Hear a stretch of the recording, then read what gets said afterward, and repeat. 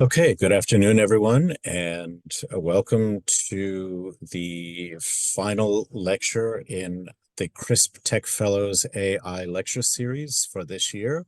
It's not the final lecture, it's the final lecture for the year. We are already planning our roster of events for next year, but today we will be speaking about artificial intelligence and the future of work. And we're delighted that several of our speakers over the year have returned to be a part of this panel. We also have a new member of the panel who hasn't spoken yet. So I just want to let everyone know that this is a feature of the new CRISP Tech Fellows program. This Tech Fellows program was created with funding from the Tech Talent Pipeline. We actually have a former member of the Tech Talent Pipeline with us, Dr. Rob Domanski, to whom we're quite grateful because this would not have come about without our exchanges with Dr. Domanski. And we will go right into starting to introduce the members of our panel.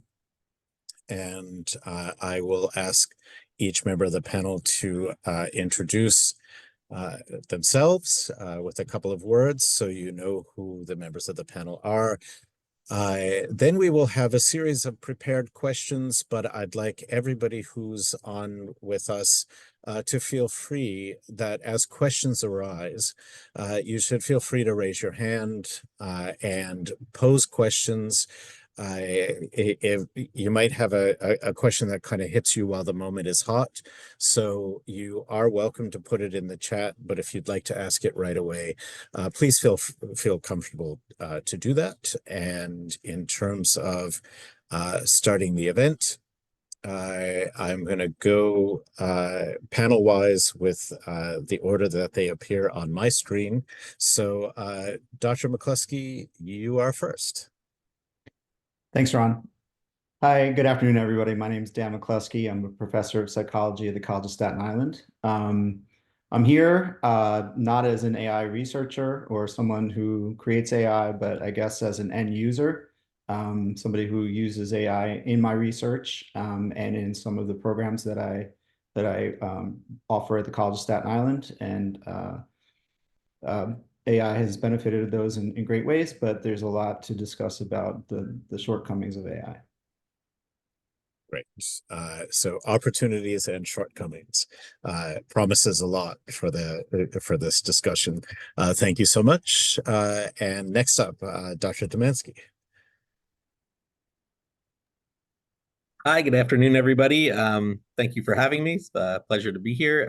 So I'm Rob Domanski. I'm the Dean of Academic Innovation and Outcomes at Hunter College. And I am, I would say, an AI practitioner in a computer science sense, as well as a former researcher in the field. And these days, as part of my current role, I'm helping lead our college's institutional strategy on how to incorporate AI into basically all of our organization's operations. So thanks for having me.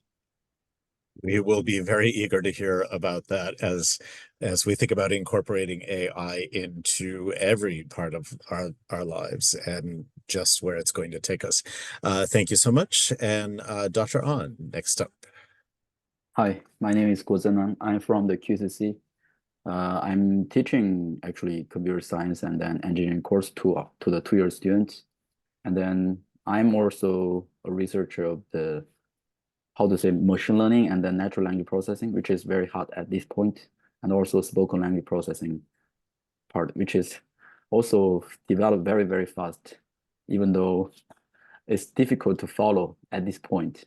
So I also want to share some of my experience on what's going on in the AI field and then what we can do for preparing for the AI.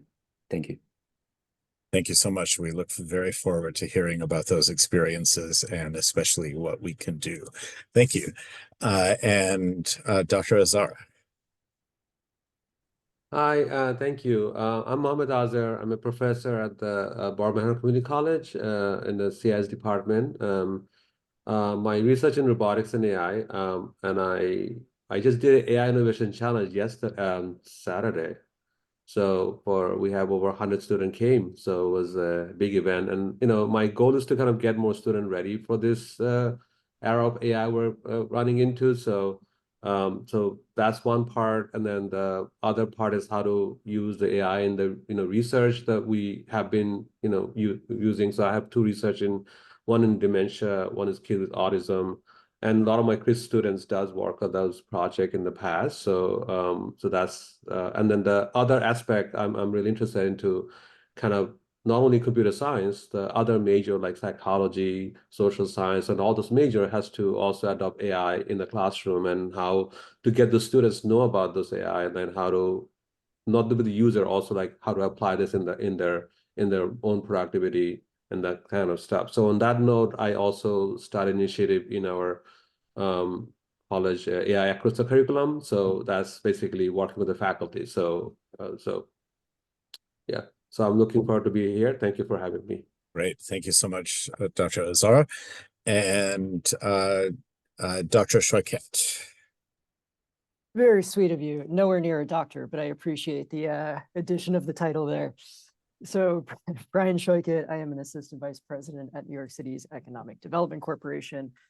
We are the city's economic development arm focused on sector growth around the city. I joined EDC last year. Prior to that, my background was as a technologist. I was chief operating officer and head of product for a few tech startups in the city, mostly focused on recruiting and HR software, where we were using AI for things like searching for jobs, contextual searching, but then also job matching for candidates and applicants, and then also using it for candidate experience. So if you have questions about a job or about a company, at EDC, we're very focused on how New York City can support the growth, the advancement, the adoption of artificial intelligence here, doing so equitably across the city. So not just making sure that all sectors and all companies are reaping the same benefits, but also the workforce here, that folks have equal access to artificial intelligence and the upskilling, reskilling training in order to excel at those jobs. Great. Thank you so much. And I should add that the upcoming CRIS Symposium on June 24th will have a speaker from the EDC, and we are really excited to learn about how New York City can and will support sort of a fabric of jobs related to AI and technology going forward. And in fact, that's question number one.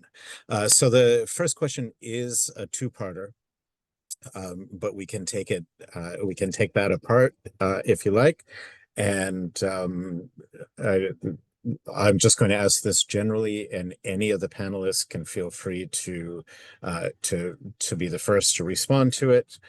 And that question is, how do you envision artificial intelligence reshaping the job market in the next decade? And what industries do you see being most impacted? How will AI reshape the job market in the next decade?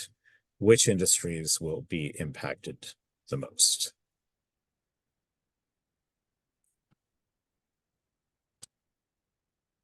And it's quite okay to speculate.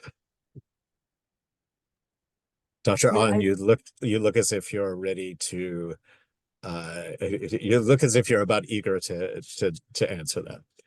All right, so let me share my a little opinion first, right? So everybody else also can contribute. So right now, we already see some of the field get really impacted, particularly like for myself, I'm programmer, and then I have quite a few different small programmer experience on different field. And then right now, one of the most impacted field is actually computer science, the program itself.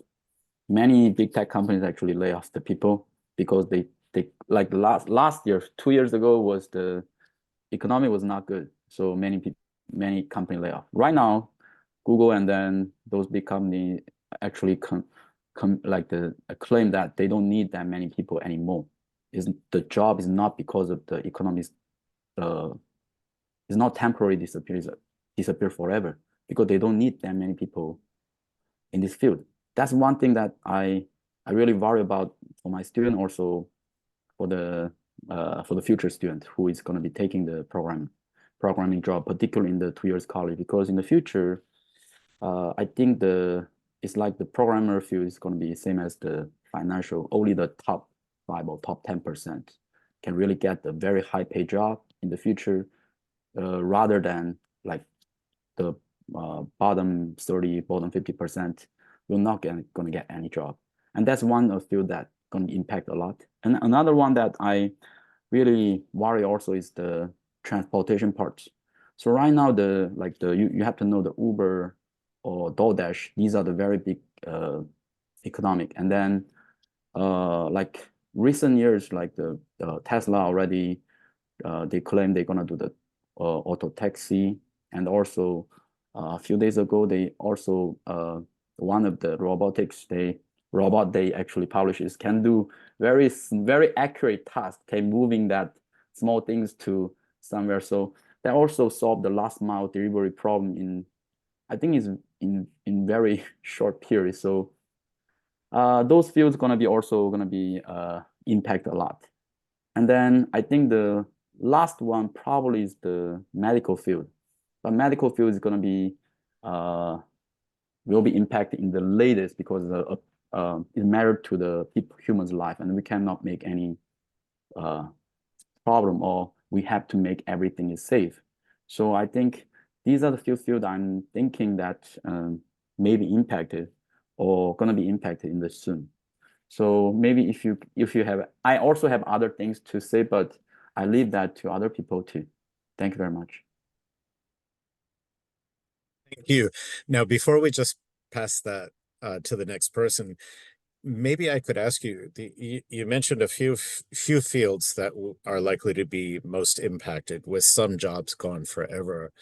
We're accustomed to hearing anyway that usually when technology displaces job categories, other opportunities will open up. So do you see some of those job losses, even if they are permanent, will they be replaced by other opportunities, or do we worry that there might be an actual displacement of human workers in some areas that isn't made up in other ways? Okay, so for the other field, I'm not really sure but for programmer field right now, like the last 20 years, there was like the tremendous need for the program, because we would like to build the infrastructure, like to build the website, build the data center, build this, build that. That's only in the big tech companies right now. The problem is big tech companies right now switching to the AI, and they automate a lot of jobs. Now it's gonna be the programmer should looking for the job in other industry, because other industry need to deploy these AI tools. For example, let's say Home Depot. Home Depot right now, their customer service, all of them, let's say they are using human, but later on they are not going to be using human to do the customer service anymore. They're going to try to use AI tools to chat with customer, provide the tools, but who's going to deploy that technology? The programmers. So right now we need to teach our students to really quickly shift to not developing the AI large language model is difficult, because that's going to be top tier student doing. But for our student, we can try to learn how to use those models in different scenario, and then we try to apply that to the multiple different industry field. Not only in the future we should not only looking for going to the big tech or any programming specific job. We should go into the different industries and then try to apply these things, because every company right now try to improve their efficiency. What is the best way? They have to also incorporate the AI tools to their traditional business to improve the productivity. So these are things what I'm always thinking. So how can I teach my student to not develop, because we don't have that kind of computing power or these things, but we can use existing ones and then try to use that to solve some existing or some problems that we can improve productivity. These are things that I'm thinking, because that's what I am doing or what I'm teaching. But other industry field that also going to be having some similar scenario, because always some things disappear, some new things going to be appear. But in overall, what's AI purpose? Improve productivity. That means we don't need that many people as previous compared to now. So of course, overall, the job is going to be become small and small. And then one industry I can think is going to be grow potential, right? So compared to like the 100 and 200 years ago, we spend a tremendous time on YouTube, looking at the entertainment, movies, Netflix, because we have more time. We have more time to spending in the entertainment or lifestyle. So those business going to be increasing, I think, right? Because people have more time to relax compared to, like I have in the previous slide, in the previous lecture, I talked about how many hours that people work from 1850 to nowadays. The working hours actually keep decreasing, at least for the developed country, US included. So that's we can see in the future that's going to be more people having more free time. Then what they're going to do, they're going to looking for something fun or something that they have to spend time with. So those fields are going to be increasing, I think, so potentially. So we're already seeing that compared to older days we look TV, but right now many kids spending time on watching YouTube, play Roblox. I think that time is actually increased compared to like 20 or 30 years. So I think that also keep going into when they grow up, they're going to have that kind of the how to say habit, or maybe they're going to work less and then enjoy their life more if the human productivity increase. Thank you very much. Great. Thank you so much, Dr. An. And would anybody else on the panel like to take on that question? How do you envision artificial intelligence reshaping the job market in the next decade? I do have maybe one take on this. I think Tony, I think touch a lot of stuff, because I think the automation has been happening for a while. So if you look at the Tesla or the autonomous car, it's been happening in the last 10, 15 years, right? So and then think about the other AI, natural language processing. It's been happening for a while. We just have the hype right now because of the generative AI. I think that's the new thing we have in the mix. So there's a whole study in recently. I think business probably is gonna 30% of our work, what we do right now, according to McKinsey, is going to be automated by 2030, which is like 6 years from now. So I think the thing is going to happen faster than before, because we I think reached a threshold in the world of AI. But I feel like there's other jobs going to be available for our students and the community, and that's what we figure out as a community what are those jobs are, and then getting their students ready for the job is going to be super important. Doing research and make them more problem solver, because AI can do a lot of stuff still now, because the way the generative AI does right now, it is a collective knowledge from us, the stuff we know, right? So that's what the AI is kind of, but then AI is going to get smarter, but at the same time, I think those more specific problem we're going to have, we need to kind of focus on that kind of problem. And I think that's going to be the industry probably. The health, especially, there's a very awesome stuff we can do with the health area, but I think probably the privacy and because of the lot of restriction, and that's going to take a little while to get it, but the AI can really contribute a lot in that industry.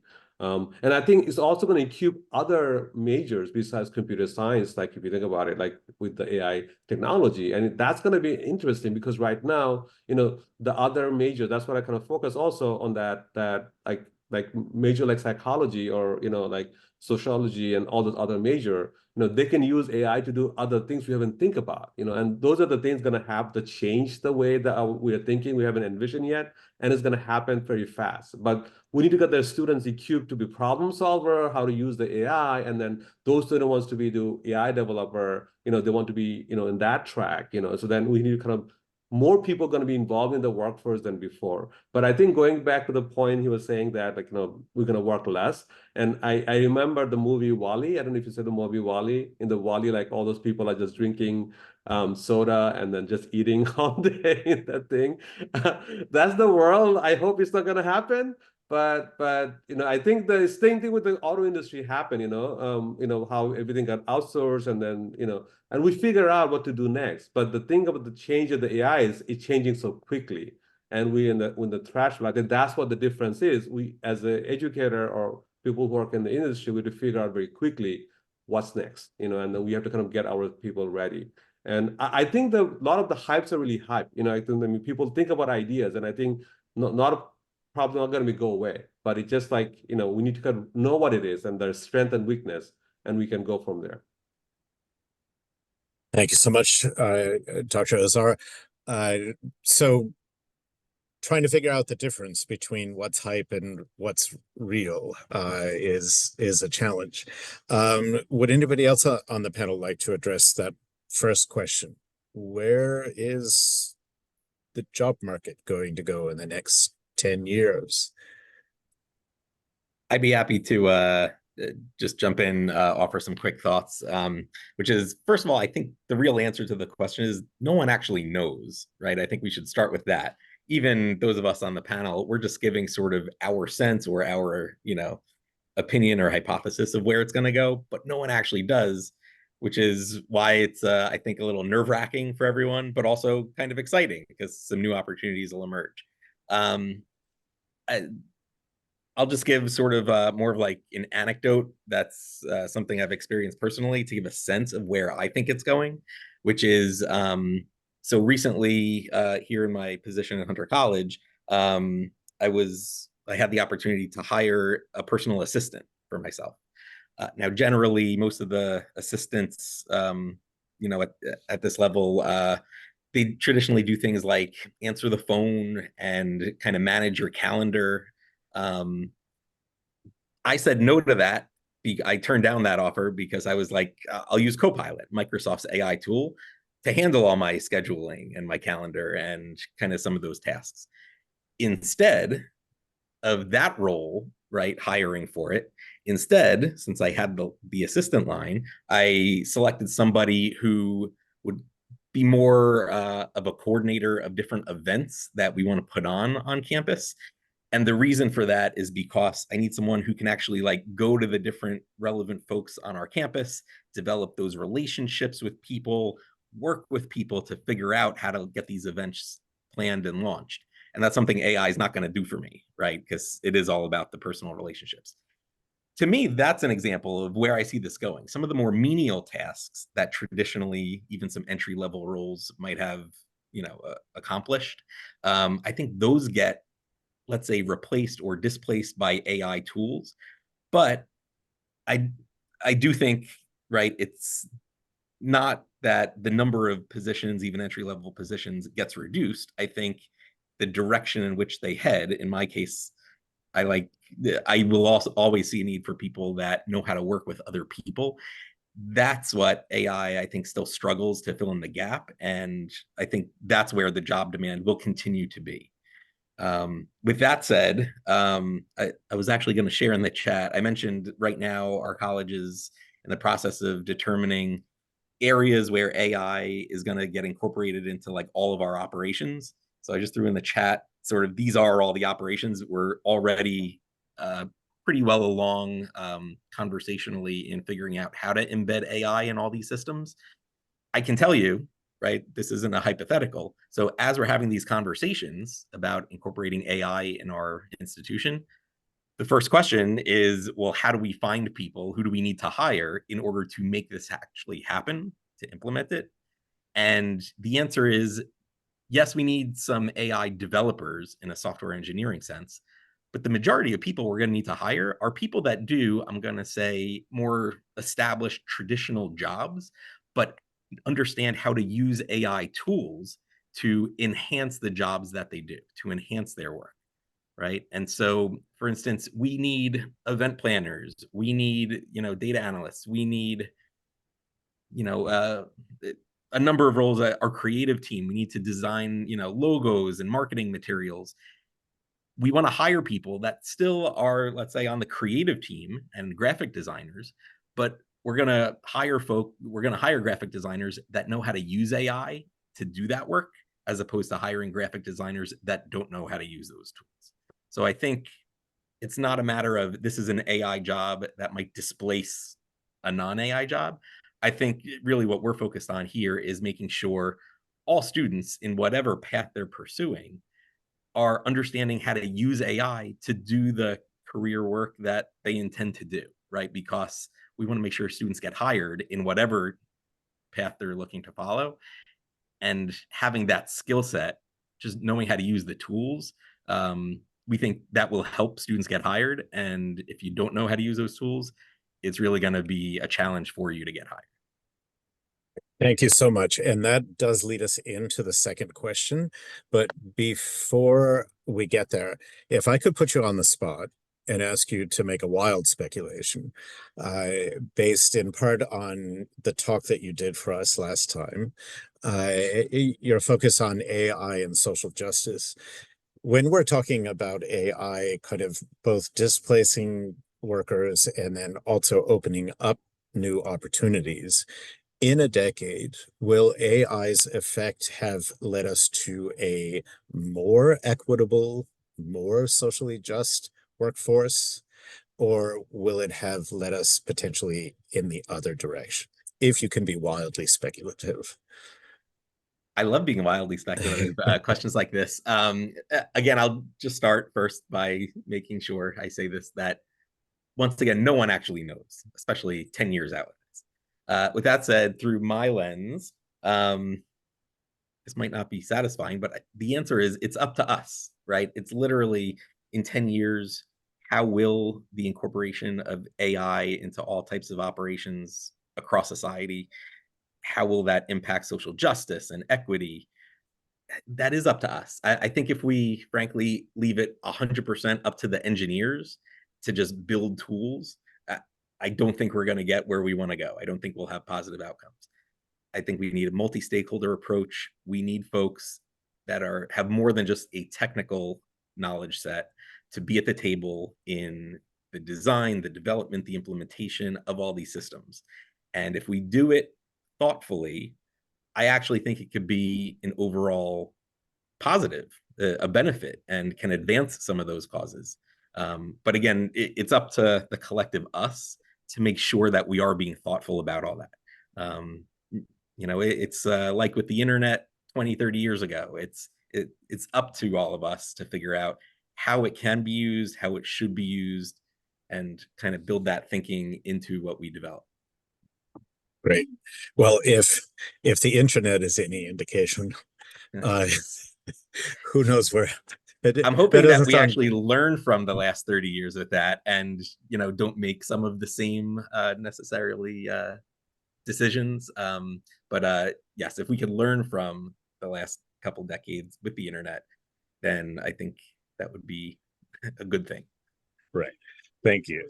Thank you, Dr. Domanski. And unless somebody else would like to answer that question about where AI is taking the job market in the next decade, we'll go on to the next question, which has kind of been touched on a bit already. But what skills do you believe that students should be developing in order to thrive in a future where AI plays a strong? What skills should we be making sure that students have?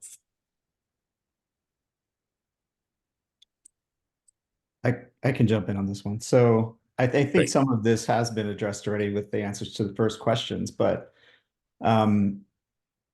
understanding, I think Rob Domanski alluded to this in the positions that he's looking for, identifying people that understand when and how to use the correct technology is always a good skill, right? So in AI, this comes across as prompt engineering, right? Understanding the correct prompts to get the right output and understanding what the output means.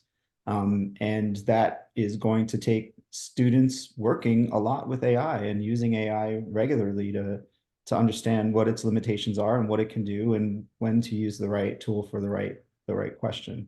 I do agree also that I think, one of the things I kind of heard in a couple of answers to the first question was, and something that I agree with, is that if it works well, if we do it right, it's going to improve human interaction, right? That's a good outcome of AI, is that it, whether it creates more time for us to drink soda and do stuff on our own, or for us to interact with each other. Hopefully it's the latter, right? And that we learn how to improve our social skills with one another, because AI is taking care of the sort of alone time things that we needed to do, right? So I think figuring out how we can leverage AI to increase, human interaction, and, thinking about the first answers. One industry we hadn't talked about yet, which we are all obviously linked to, is education, which certainly will change from AI. But if we use it as a way to provide some of, one of the things that we know is that the most interesting thing to humans are other humans, that we can provide all of the content we want from AI, but unless it's human engineered and humans are creating it, I think we're not going to be that interested in. And I think that's true for education as well, that the information is at our fingertips, but it takes other people to kind of walk us through and give us different perspectives on things to teach us the right way. And so if we're using AI to help gather information, but using humans to help disseminate it, I think that could be a really nice combination. Thank you so much for that perspective, Dr. McCloskey. If I could ¿Qué ask hacen? you, Lo que tienes que quitar es el libro. I'm sorry. Yeah, okay, I'm not sure where that came from. Sorry, Dr. McCloskey, if you see faculty members that have syllabi that say absolutely no use of AI in this class, how would you respond to them then? It happens a lot, and I've been trying to convince them that's not the best approach, because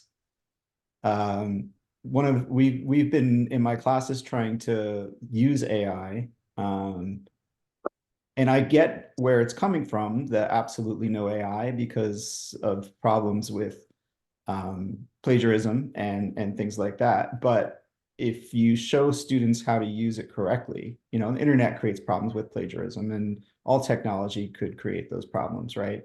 So in my class, one of the assignments that we do is I'll give students a paper assignment, just write a short paper on something, and I'll tell them not to write it themselves. I'll ask them to use generative AI to write the paper. And rather than write the paper themselves, I'll have them grade the paper for accuracy. And this shows them where the limitations of the AI are. They'll look for the sources and recognize that some of the sources don't exist, that the AI is making up things, that it can't provide really good overviews of stuff that students know better. And I think using that assignment has worked really well. The students, I think, get a lot out of it. And they're happy because they don't have to write a paper. They just have to grade one. But they also see how difficult it is to grade papers, right? So it's an assignment that's been working pretty well for me. And also, we talk a lot about AI, and, one of the things that I often tell students is, like, it's, just like having a good friend who's a smart student, right? But it's also like having a good friend who's a smart student who doesn't always tell you the truth. So it can point you in the right direction for information, but not necessarily give you the right information. So if you use it as a tool to train you how to find things that you need, then it works really well. But if you use it to just answer the question for you, then that's where the problems come in. And so I spend a lot of time talking to other professors about, we can't avoid it. It's going to happen. students are already savvy at it and they're going to use it, but the best thing that we can do is to train them how to use it correctly. Great. Thank you so much. And that's for all the faculty that are listening, that's a great suggested assignment, including something that I'd like to steal. So thank you, Dr. McCloskey. And the next question is about entrepreneurship and innovation. So Brian, maybe you want to be first up on this, which is, with the rise of automation and AI, what opportunities do you see emerging for students in terms of entrepreneurship and innovation? Certainly. So I think one word I'm going to lean into is students for this, just to kind of limit what types of occupations or entrepreneurship we're thinking of. Because when we talk about AI, we have our infrastructure level, but that's going to require a lot of resources. We have our models, that's going to require a lot of capital to train. So really what we're focused on is the application layer. What is the front end that a lot of people are using for artificial intelligence? And I think AI has made that a lot easier for students who are interested in entrepreneurship to build out early MVPs of something, or even to build a business using AI on the back end. It's become a lot cheaper. So whatever numbers are out there for OpenAI training ChatGPT costing however many millions of dollars, you could also just pay a fraction of a penny for an API call. So I think from that MVP perspective and getting a business off the ground, if you're going to leverage AI, it does become a lot cheaper that way by tapping into API calls. And then the second piece is that I'm trying to remember which panelist brought it up earlier. I think maybe it was Dr. Azhar, is you have a wider swath of problem sets that you can focus on now. So AI isn't just how do we build the AI thing, but it's how do we use AI for cancer diagnostics? How do we use AI for traffic measurements within the city? And New York City has a lot of open data sets that you can use and start playing around with and use different AI models. But it really opens the aperture for what type of a business a student might want to explore and how they can apply AI to solving that problem without the costly part of building the first 80% of that application. Great.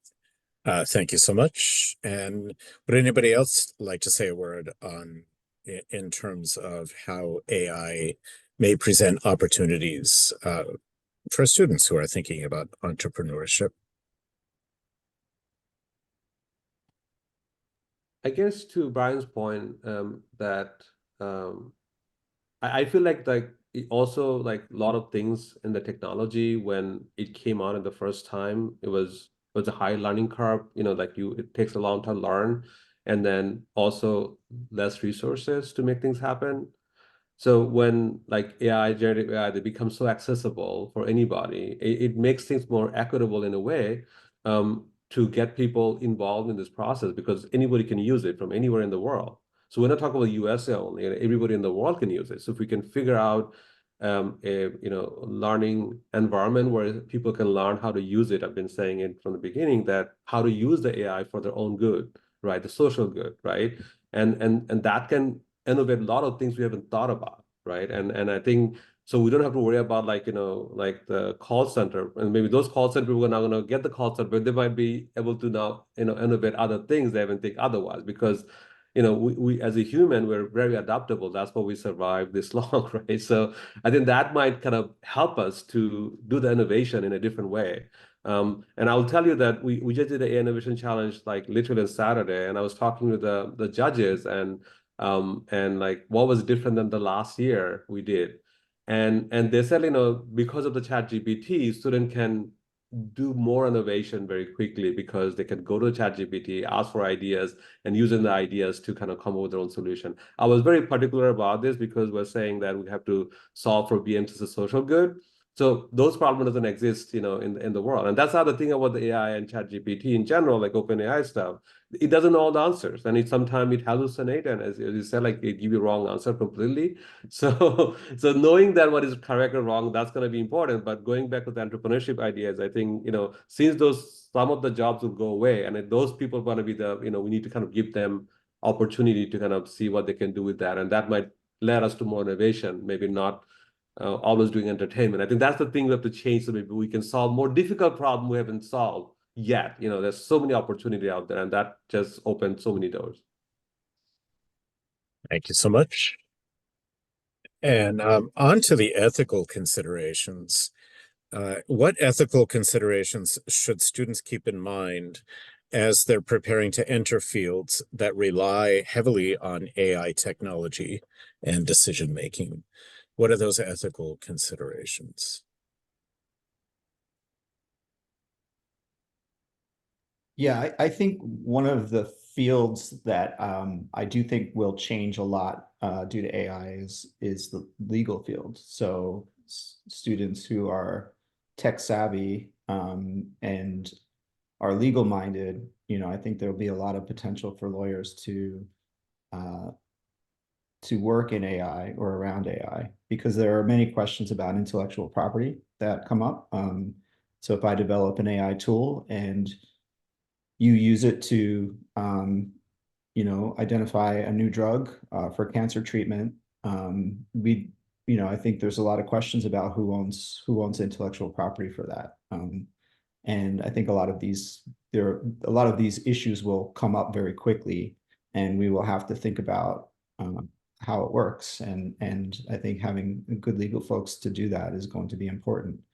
I think we addressed in education some of the ethical issues about claiming things that aren't yours.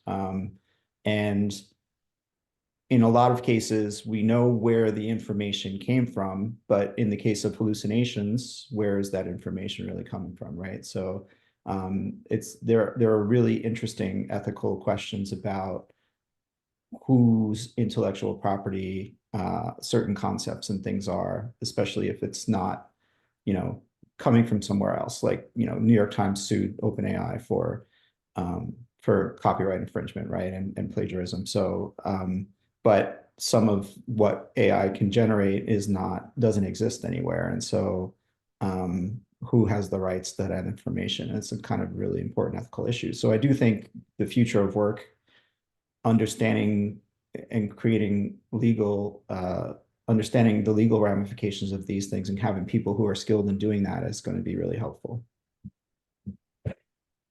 Thank you, Dr. McCloskey. Anyone else have an issue or want to point out ethical considerations that students should be thinking about? I was going to think of one. I was going to tell you, because I do robotics, and I was telling you that, because of the AI and all the things that are coming in the picture, that thing robot is going to go in a different direction and very quickly. And I think I'm going to put this link over here. It's been for a while there. It's called Moral Machine. And then you have the autonomous car to figure out, how to navigate and all those ethics issue as a human we deal. And so there's a whole research and also responsible AI, and privacy is a huge issue. So those are the other things we have to kind of pay attention, because privacy is going to be, because our data is like all over, right? And these companies and other companies going to be aggressive about collecting our data, our private data, to understand us and all that. And even the ChatGPT, by the way, OpenAI, like when you go and ask a question or put any ideas, it became part of the whole world. So that the copyright part, proprietary stuff, is not anymore. So if you're writing a paper on your own idea and you go to ChatGPT and then put that questions in there, or your answer to kind of say, okay, what do you think about this?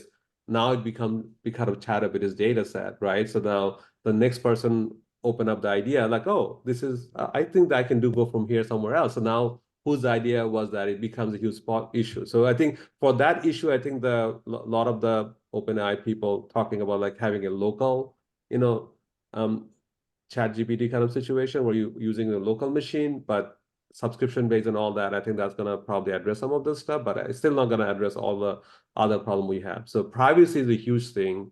I feel like, besides, in the, and then the ethics issue, like with the robot, like when you see this device is machines are gonna interact with us, how to deal with the ethics in general,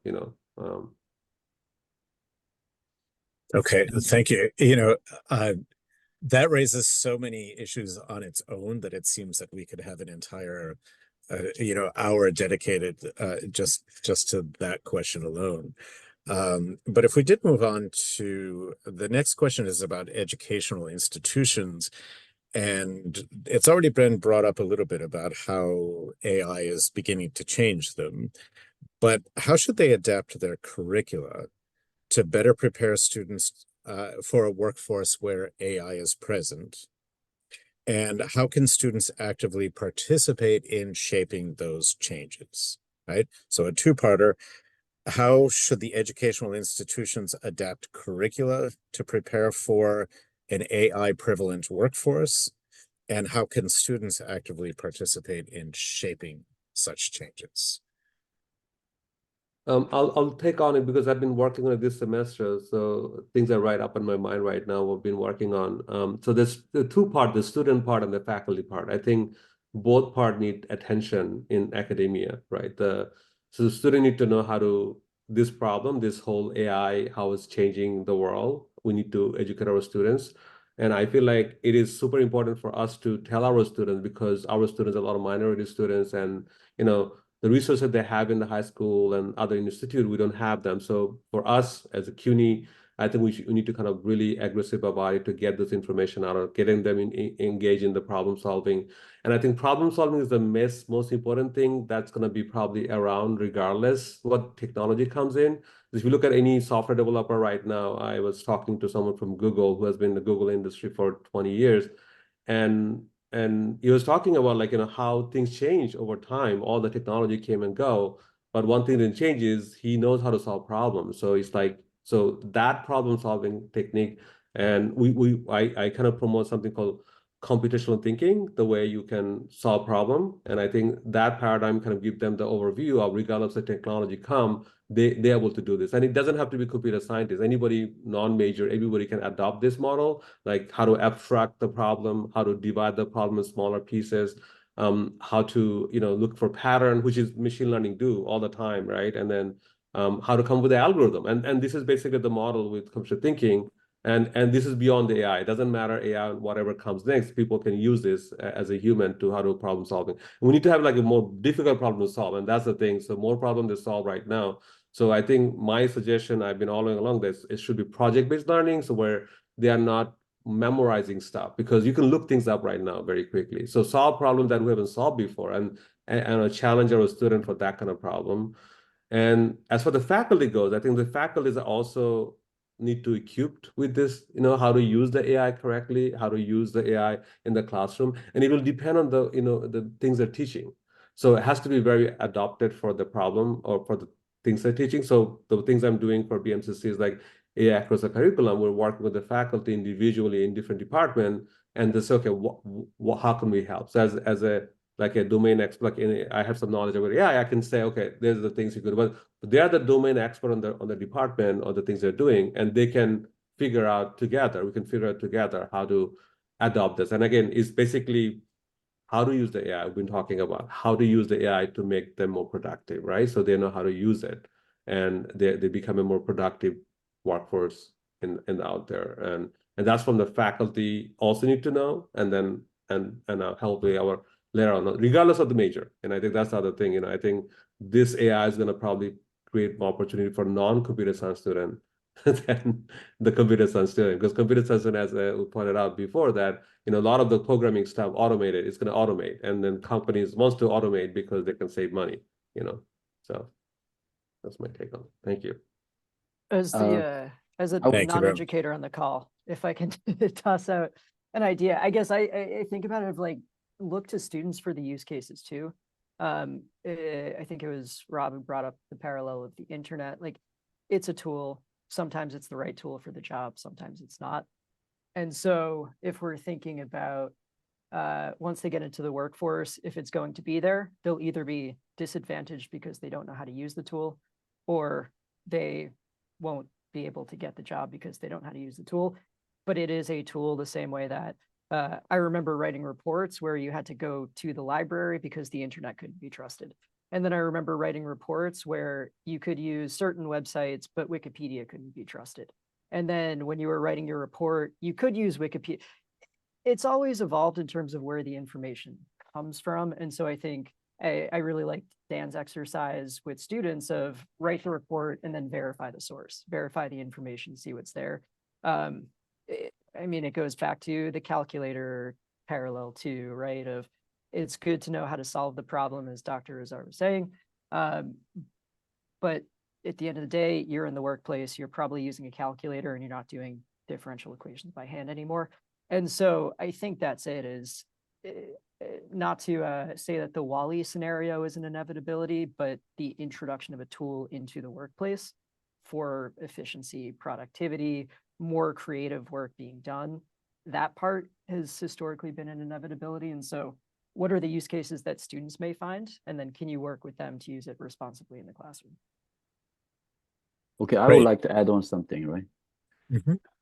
So one of the things that I think really we would like to address from the curriculum side is right now more and more interdisciplinary, like the knowledge coming together. So for example, myself, previously the student only need to learn how to do a program and then do that well, they can get a job.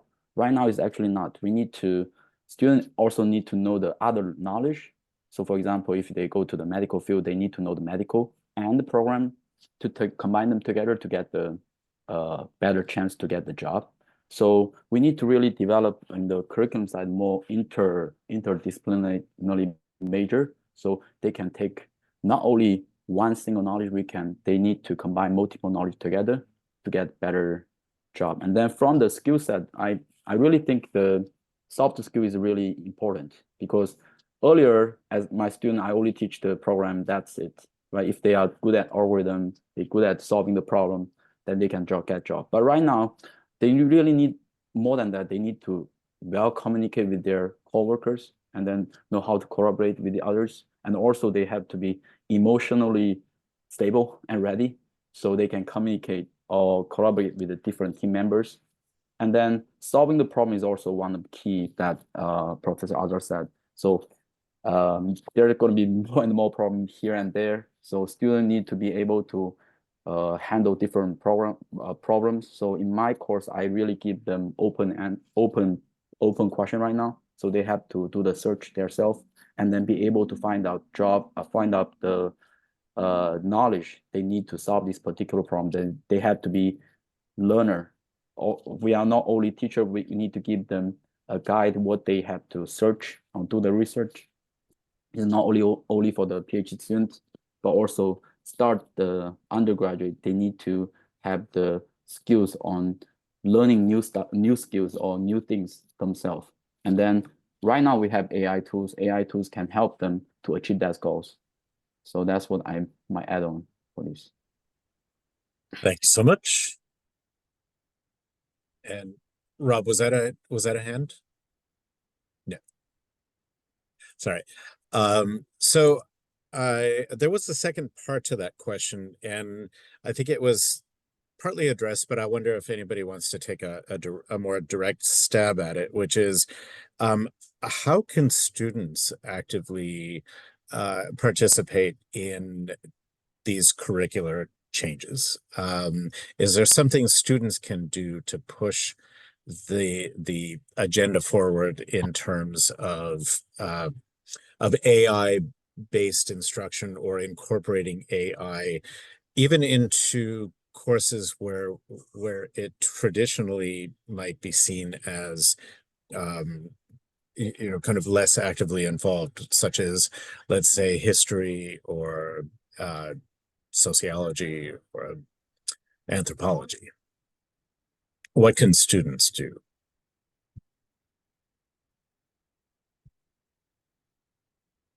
So I'm in a class where in psychology, I'm in a discipline that's not typically involving AI. It's a really good question. I would like to think about ways, and if the students have any suggestions. I think we touched on a little bit of it, that the first thing that needs to happen is I think many faculty need to, embrace and accept that AI is going to be involved somehow. In my own example, I've relied on AI. So I had an idea about an educational technology a way that I can improve the way that I teach my classes requiring new technology, particularly on blockchain. First consulted with a few educational technology companies and couldn't really get what I wanted. And then sort of relied on AI to help me walk through the process and develop a way to do it. And it was really effective and really worked, you know. And so it definitely improves the speed of innovation. And I think about, so in the students that I work with in my laboratory doing research, we rely on AI to try different ways of plotting our data, for example, and come up with ways of showing data that we haven't seen before. And then once we realize a way that really is effective in showing that the results of our experiments, then we figure out how to recreate those plots on our own. You know, we learn from the AI about how we might approach that. So I think, you know, what I heard Dr. Azhar talking about problem solving skills really applies to any discipline, right? And if we teach students that the AI can be used to help them solve problems that they might not have solved before, I think then that'll be really effective. And I'm trying to think of how student, you know, what would I like to hear from a student? I think, unfortunately, students don't play enough of a role in shaping curriculum, period, right? I wish they did more to help us kind of determine how the classes were taught, and they are ultimately the market, right? They should be determining and understanding the skills that they need for the job force and kind of impressing that on the faculty, and they should be driving what the curriculum is based on the needs that are in the job market. So yeah, I don't have a good answer for it, but I'm open to hear from students ways that we professors can improve and incorporate AI more. Thank you, Dr. McCloskey. And this is a reminder to the students and anyone else who is listening in. We welcome all of your input and your questions. And so we're happy to have you raise your hand, unmute yourself, ask a question, and you yourselves may have answers to some of these questions. So please don't hesitate to become part of the conversation. If we go into the next question, but again, any previous question, if you're a student, a faculty member, please go ahead and jump in. In what ways do you think AI is likely to augment human capabilities in the workplace?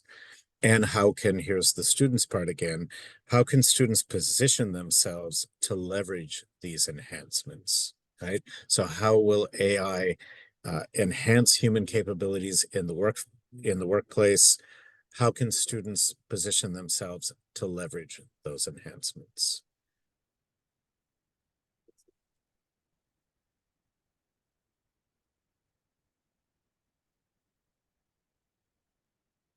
I mean, I'll just go ahead and throw in. I don't know that about the augmentation in the workplace. However, I'll say something similar to what I mentioned earlier, which is in terms of advice to students, absolutely start learning the different tools that are out there, figure out how to use the tools to actually do the type of work that you want to do when you graduate, because it could be helpful regardless of what career path you're on. So learn how it can be helpful and how to actually use it. Yeah, and I would also say, things that can be, this isn't even AI, but things that can be automated. More, I'm going to call them more menial type of tasks like data entry. If I'm a student, I'm not going to focus so much on, those menial tasks. I'm going to focus more on the things that AI is honestly not very good at, which is, again, how to interact with people, how to develop relationships, how to make things happen where you actually have to walk to someone's office and kind of build projects in that sense. That's the human element that who knows if years from now AI actually can serve that role, but it definitely can't serve it very well today. And so in terms what students should do to position themselves in this type of workforce environment, I would say learn how to use the tools and really develop some of those skills that are more interpersonal, team-based, collaborative. That's where the demand is, not only today, but personally, I only imagine the demand for people who are good at that growing, certainly in the short to medium term. Okay, great. Thank you so much for that. We've gotten one question that came in on the chat that came in to me directly, but I'll read it out in a couple minutes. I just want to know, do you think that are there positions or are there situations where faculty are justified in saying, not on this syllabus, right? Going back to that question before, we want to encourage faculty to not be afraid of incorporating AI, to kind of be proactive. But are there cases where maybe, and I'm going to give you an example and ask, this is just for everybody, if there's a way that this should be rethought so that AI should be incorporated into that class. I am teaching a course right now called The 60s. And in that course, what I do is I have students read primary documents written by various types of people, activists and others, and politicians and writers in the 60s, and to put themselves in the minds of the people writing these pieces long before generative AI existed. And I have been very, very hesitant about how to incorporate AI into that class.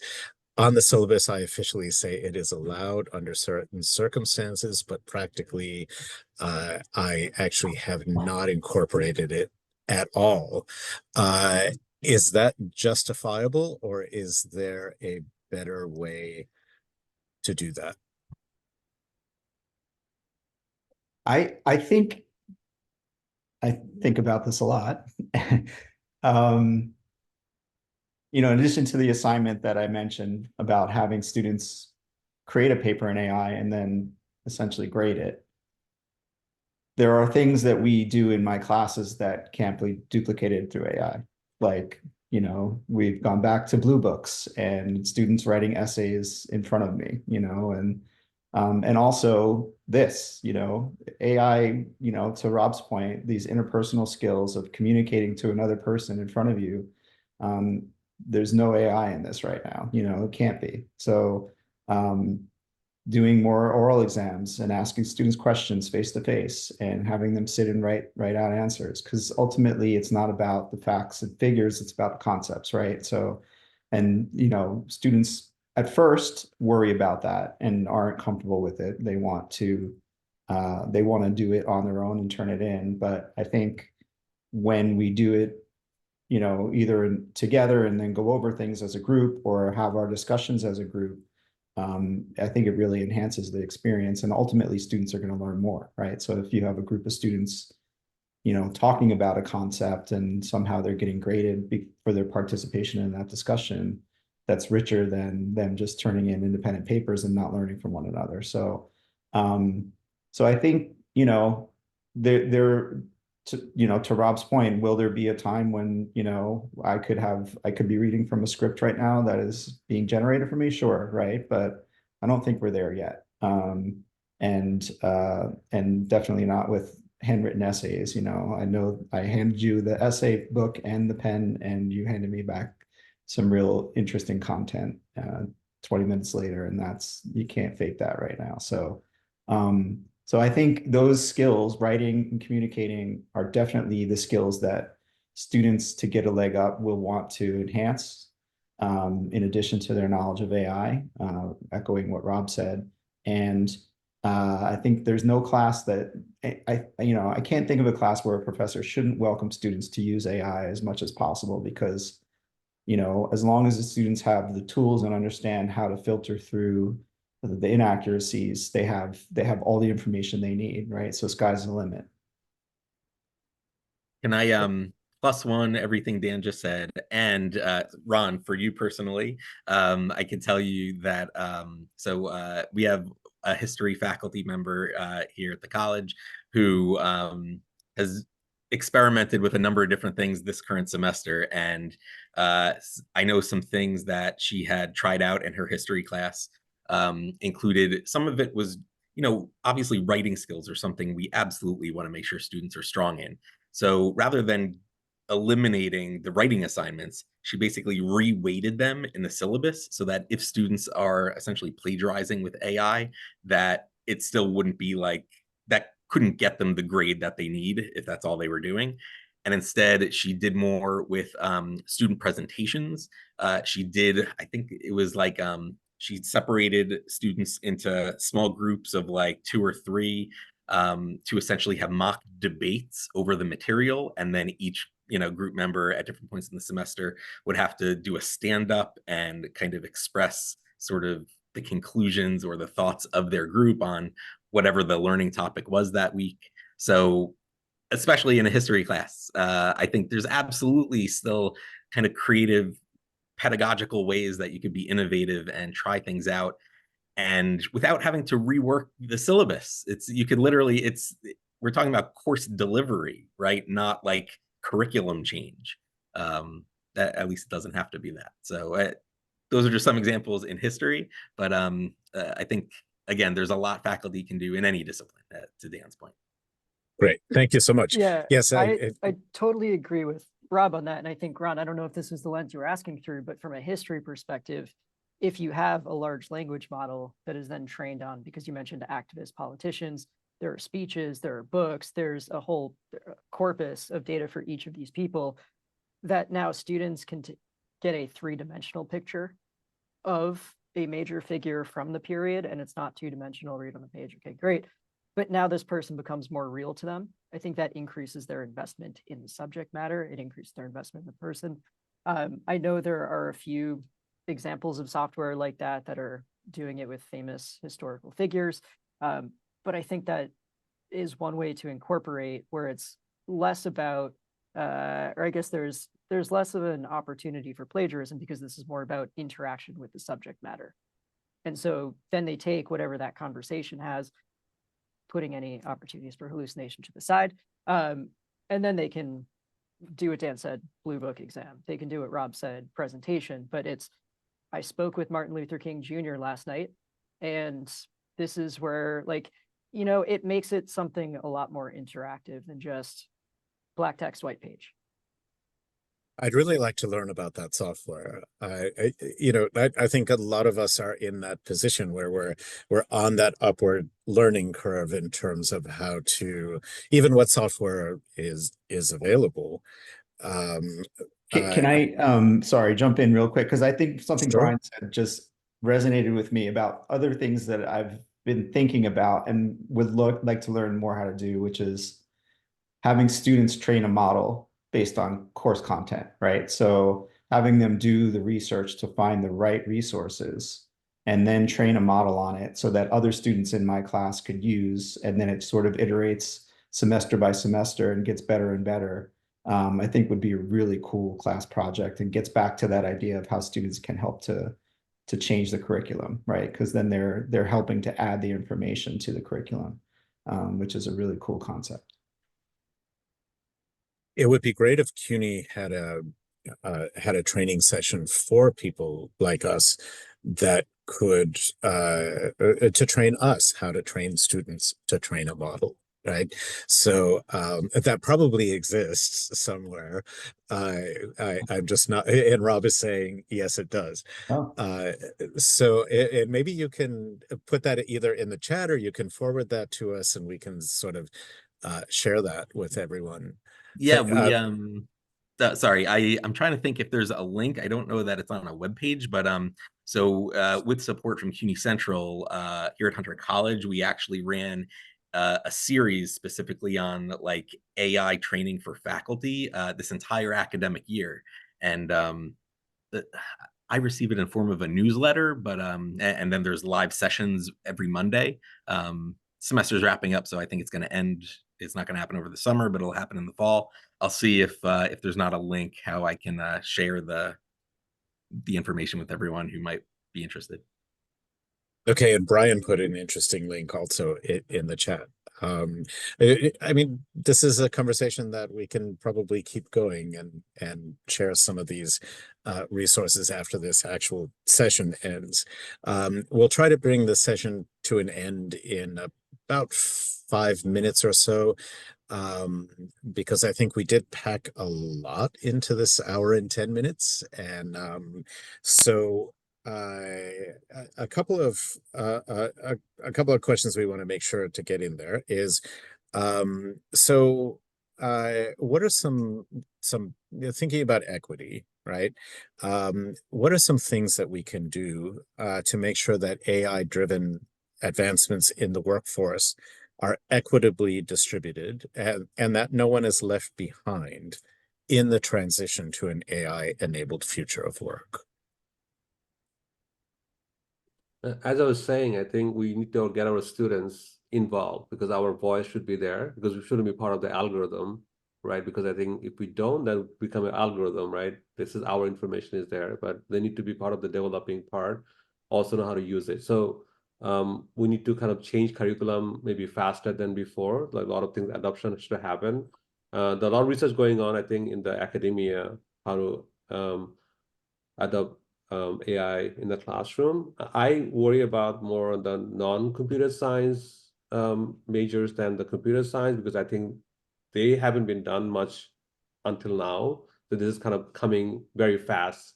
So our faculty needs to kind of know like how to adopt. As you saying, like you have been teaching for a while, but like how do I adopt this thing? So we need to kind of give those knowledge to our faculty so they can figure out how to make the most out of it. And again, we should do a lot of unplug activity. We always talk about the technology in general, because I think the idea generation, problem solving, collaboration, working together, solve problem, those kind of going to be happening more than before, because a lot of things we automated, so the only thing left with for us to a lot of solve is a harder problem. And those has to work with other human to solve other. So that's basically more important, because we talk about soft skill for last 20-30 years. People should have soft skills. We should have soft skill, but which is kind of collaboration, how to communicate with others. But now it's more important that because a lot of the stuff AI could do now, they couldn't do those stuff as a human, how to collaborate with others. So as for the ethical part and make it equitable part, I think we need to kind of get the students and faculty involved to kind of get our students. I'm talking about students from our community. They need to go out there and make them, because otherwise the people who are building the software is going to be their voice, which is right now out there already happening. So we need to kind of make our student part of that workforce, not only how to use it, but how to develop stuff. So it's going to be more harder problem to solve. Thank you so much, Dr. Azhar.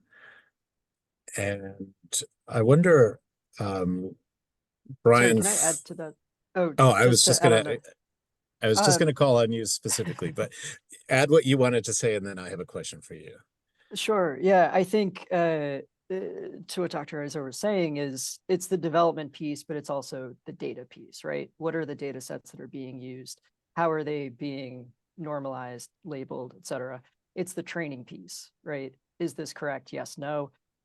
Different people from different perspectives have different answers as to whether the model got it right or not. It's the development piece. It's the UI UX piece. It's the not training the model, but then training people on how to use the software. It's going to where people are, because if we're saying this either has to happen in the academic setting, for purpose of this conversation, collegiate level, or in the workforce, well, do these people attend college? If they don't, you're leaving a huge population out that doesn't know how to interact with the software. Are these people working for employers that have robust learning and development budgets to invest in training, upskilling for their workforce? If they don't, you're leaving a population out of it as well. So I think the tricky part is it's one of those things where it has to happen at every step, from data creation and infrastructure all the way up to usage.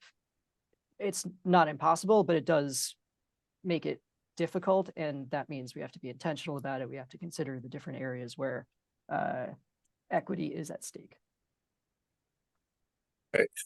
Great, thank you. And then in terms of thinking about equity, from the city's point of view, from the EDC point of view, what kinds of things are being done to make sure that no one is left behind in this transition?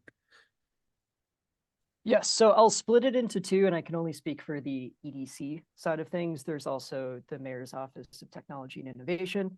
There are programs like where Rob came from, Tech Talent Pipeline within the Office of Workforce and Talent Development. And so they're doing a lot, whether it's in terms of looking at apprenticeship models, community listening sessions, specifically around artificial intelligence. So Mayor's Office of Technology and Innovation released their AI master plan last year. And as part of it, it was looking at how can AI be implemented in a responsible and transparent way for the use of public services, for use within city agencies. And again, as part of it, there's actively reaching out to, working with the community to understand concerns involving AI to respond to that. But I can only speak to, I guess, that level of it. Deeper details, I would have to defer to them. From EDC's side, because we are looking at private sector adoption and advancement of AI, we are still in the strategizing phase, but we break it out into 3-4 buckets. One is looking at it from infrastructure and space. So from an infrastructure perspective, different AI use cases, you'll hear about the need for compute, maybe less so at the application layer, but more so at the model development layer. That's cost prohibitive for if we're looking at it through the entrepreneurial lens. So is there a way, and all of these things, we're still going through approvals. So I know this is being recorded. I will caveat it with that, still going through approvals on everything I'm about to say. But is there a way that we can support the provision of whether it's increased cloud computing credits? A lot of the major cloud providers already offer that. Is there a way that we can support on GPU access? TBD, but looking at that side of infrastructure. From a space perspective, can we offer places where people can meet others in the space, bad ideas around, meet potential customers for their product? Can we go to where people are? And so we are thinking through partnerships with the library system right now, because so much of technology development within New York City occurs in Manhattan. But so many people live outside of Manhattan who are in the city. So can we go outside of the current center of gravity, go to where people are to help introduce them to these skills, these tools that might be required for their work? Next up, the workforce development training side. So thinking about some of the leading institutions for AI research and development in the city, Columbia, NYU, Cornell Tech. They're doing all right. I'd say it's within CUNY. There's a lot of questions. There's also a lot of fragmentation. There's a ton of scale. Is there a way that we can support? I will look to you all because you are within CUNY, so I don't want to put any words into your mouth, but are there ways that we can support on the research side? And so that's helping with a certain layer of the AI stack, right? And if that's through the provision of, again, GPU access, et cetera. If it's through funding new research, if it's specifically through funding research that can help with pressing issues across the city, and therefore like solving issues for the people who are affected by those. So also on the academia side, is there a need for some type of supplemental education? Does that look like a certificate program, a boot camp, something that has lower barrier to entry with cost? Something that might have a more flexible schedule? That's all being diligenced. Third piece, I mentioned on the research side, that's where, going back to the last statement, making sure that if we are funding research, is it something that is being done equitably? So right now, by and large, like AI is white and speaks English. New York City is home to 8.5 million people, 4 million person workforce. I think collectively we speak over 200 languages within the city. Obviously, more of the large language models are getting into regional dialects, multi-language support, et cetera. But as we're thinking about it from the model creation stage, is there more that we can do there, whether it's from the provision of data that the city might have access to, or again, considerations around training? So it's holistic approach, all still in the works, all still being diligenced, but we're looking at it from the lens of not just involving corporate partners, but involving academia, involving community benefit organizations, involving students who are interested in pursuing computer science and AI, students who are interested in pursuing business majors and how they can incorporate AI. So anyway, sorry, I know that feels kind of nebulous, but I think that's the way we're thinking about something that is pretty nebulous itself. Well, it shows the multiple sides of what the EDC is doing in order to kind of address this question. Thank you so much. So there's one question in the chat and then one question I want to end with. And the one in the chat, it's a little bit complicated. It may not be the easiest to come up with an answer sort of on demand, but this person asks, I'm really interested in the concept of training data. I know that there is some worry about people running out of training data and the fact that we can only create AI to fix problems that we already have data for. I'd love if the speakers could talk about either the issue of accessing data or the creation of new innovative data to address problems we can't actually begin to address.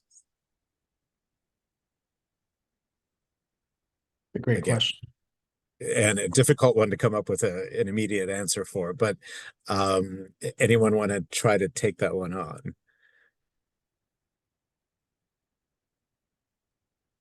I had a discussion on the innovation challenge day, one of the industry people, like what are the challenges they're thinking? They're saying about maybe AI training AI. So that might address some of the problems that we kind of think of, but the machine might create like simulated data and that kind of stuff. On that note, I'm going to do a sidetrack on this one because Brian's point, they're talking about creating curriculum. I want to happy to let you know that our department in CS department, we have a AI certificate program. We just got a grant from NSF, so we're going to build that program. So hopefully our community CUNY plus outside people who in the workforce that might address some of the challenges, because as we said, we're talking about academia, but what are the people in the industry who need the upscaling? And I think that might be address that challenge. Sorry. So that's just want to mention that. Thank you. Great. Well, it's good to know, right, that these plans are coming into place and that people from both within the CUNY community and outside may soon be able to start accessing them. We can maybe table the full answers to that question to the new AI lecture series that'll start in the fall. Except I'll Brian take an has early crack. Yeah, okay, I'll take an early. please. The question got me curious, so I just Googled, and the first response was that we generate roughly 330 million terabytes of new data each day. Again, there's a lot of people creating a lot of new content. I don't know. I see a number like that. I'm not personally worried that we will run out of data, as like everything has some level of data to it. Genetics has what, megabytes, gigabytes associated with it, like DNA. So I think we'll always have that. I think what we're seeing as a trend though is from the training side, there's a lot of training on models at large, but then it's being applied to whether it's small language models or specific use cases of those models. And then that's using proprietary data of a school, a business, et cetera. And so they're creating data internally that you can then use to further train whatever off-the-shelf model you might be working with. So I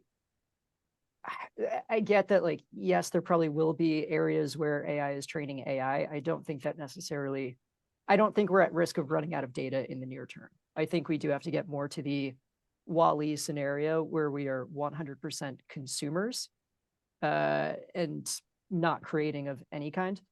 But for as long as we are creating something, like for as long as I am drafting a one-pager for New York Tech Day this Friday, there's always going to be new data that's being created in some way, shape, or form. So my early crack. Oh, sorry, Brian. Just to respond, first, I want to say I love all the WALL-E references during this session. It's this makes me smile.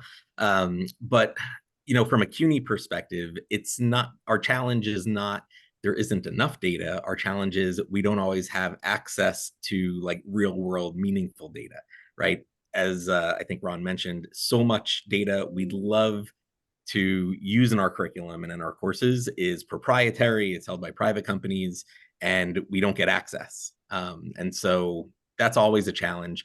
One way to address that, if we were going to put out a call to action to like broader society from an educational lens, is a call for more open data, right? So like NYC has its open data portal, the more open data sets that would be made available, I think really would go a long way, and in different sectors and different, topical areas. Another thing I'll highlight is bringing it back to equity and social justice issues and ethics. What's so important when we talk about training data is transparency, right? Especially in the private sector, the training data that's used by companies in developing their AI engines is proprietary and it's in a black box. Those of us who use a lot of these tools have no way of finding out what training data, what data sets were being used to train the models. And I think from a societal perspective, really what's needed to avoid the worst, futuristic impulses that AI could end up like leading towards. What's really needed is transparency of the training data used for different models, accountability, different accountability measures that could kind of be put out there. If things are in a black box, then all kinds of negative things are going to happen and we won't even know what they are. And so again, I think open data, full transparency, the more of that we can have in what's being used in this ecosystem, I think it's not only going to be a positive, I think it's actually seriously vital and crucial, almost existential to making sure the environment does, be in a positive place. Great. Thank you so much for that remark. It leads to our last question, but before that, Dr. An would like to add something. Yes, actually, so there are actually a lot of the open data available. That's actually a movement from the very beginning of the AI, AI boom. So there are one of the website, that Kaggle website, many people posting their data. But the problem is that data is very small data set, and then normally toy data set for the people who learning the building models. So if the student, from student perspective, if they want to try to train their skill on training new models, there are many data sets available in Kaggle and also Hugging Face. That's from the student perspective. And then I think the question raised is, what kind of new question, right? If you want to solve the new problem, and then is there data available for that particular task? That's actually one of the big problem, that many data is actually held by the private sector and then not open. So we don't have ways to access. So only way that you can access those data, you can get into those private sector and then see it. And then one of the problem that mentioned from the Robert is the data transparency. Actually, data transparency is another big issue, but you have to know that many large companies, they don't even know their data has a bias. They don't know before they finish training model. For example, like this year, I believe the Google published one model, and their model is really biased. And when they generate the pictures, they're always generating some African American shape with any kind of the characters. So before the Google engineer do that, they don't know is actually that happens. So because the data is so large, so that's another problem, that all the data has bias. So in order to address the bias problem, that the government needs some regulation. You cannot rely on the company itself. So we need to put some regulation on those data. So that's what I would like to add on to the question. Thank you. Great. Thank you so much. And if I could just close with a kind of unnuanced question, not a terribly fair one, but one that I just think might be a little instructive for us. So I was telling Dr. McCloskey before the session started, had a conversation yesterday with somebody who spends his life in cybersecurity. He just moved to New York from Silicon Valley, and he's quite an AI pessimist. In fact, I mean, definitely more nuanced than that. He sees complexity, but he left me kind of shaken by the time the conversation was over, with his prediction for just where AI may be taking us in the next few years. I would just like to ask each member of the panel, would you consider yourself primarily an AI optimist or an AI pessimist, and maybe just a word or two as to why you feel one way or the other? So just going around the room on the order on my screen, Dr. McCloskey, you would be first. AI I'm an pessimist or optimist. optimist? I'm an optimist, but it's up to the people. The people have to make it right. It's not anything that the AI will or will not do. It's about how we handle it. And I'm optimistic that humans will figure out how to do it right. Okay, great. Good faith in humanity. Thank you. Dr. Domanski. I also consider myself an optimist, but I have real cautions in my mind. So the two expressions that come to mind in this context of being an optimist is, right, the old political slogan, trust but verify, right? And the other is, I mean, I think this AI ship has already sailed. I mean, there's no fighting this. You don't want to be Sisyphus rolling the boulder back up the hill. It's a losing battle. So I mean, instead of being like it's good or bad, it's like it's here, it's gonna be here. Figure it out. Like figure out what to do with this the right way. But it's not bringing us doomsday. No, I don't think so. I think like anything, it's it's transformative, certainly, especially when you talk about the economy, but and workforce development, but it's not doomsday. Or, we'll all still go home at night, we'll sleep in our beds, life goes on. Yeah. Thank you, Dr. Domanski. Dr. An. I'm optimist, at least from where I am right now. If I am in the US side, I'm optimistic. But if I'm in the rest of the country, for example, if I'm Africa, I am really pessimist. I really don't think it's going to be good thing for the third world countries, for example, any African country or Latin America, because it's going to be dominant by the country who has the AI power. And not that many countries ready for that. US is one of them, of course. So from my standpoint, where I am, US, because I am in the US, so I am optimist, but if I'm in the other countries, probably not. That's an extremely important point to bring up, and maybe something we should work into our series next year. Thank you so much for raising that point. Dr. Azhar? I'm optimist, and I think the AI, my thesis was in robotics, when I did my PhD. But I feel like that as a human, all these new things gonna come and go. But we always evolve and then make it better for us. Like if you look at how the internet changed our world, mobile phone changed our world. I think it's one of the phases. But AI has been cooking for last 20, 30 years, just that it reached a threshold where it's kind of beginning to, the next phase of change is going to happen.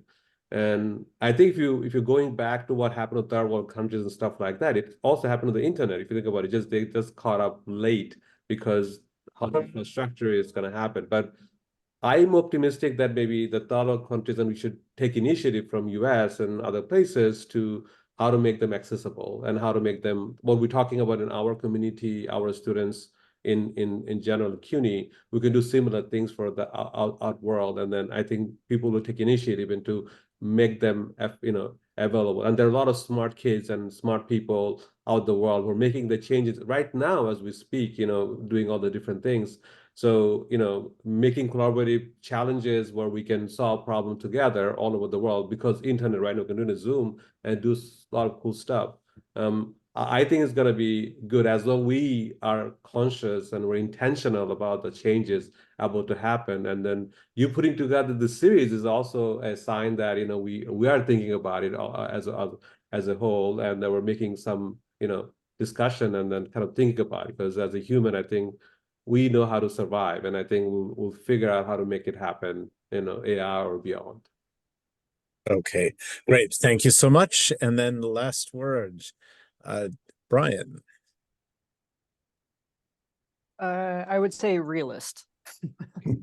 I don't know if I can pick a side, an optimist or pessimist. I think AI is a tool like many others, and I think it is a tool that has principles or like has accelerative properties relative to other tools and technologies that we dealt with before. I think ultimately whether it furthers the good, the bad, or both is up to the people wielding the tool, more so than the tool itself in and of its own. So I would say a realist in that sense. Thank you so much. And thank you to all members of the panel, Dr. McCloskey, Dr. Domanski, Dr. An, Dr. Azhar, Mr. Shoicket, and to the CRISP Tech Fellows Program. Also to everybody who joined us and everyone who listens on the recorded version of this program.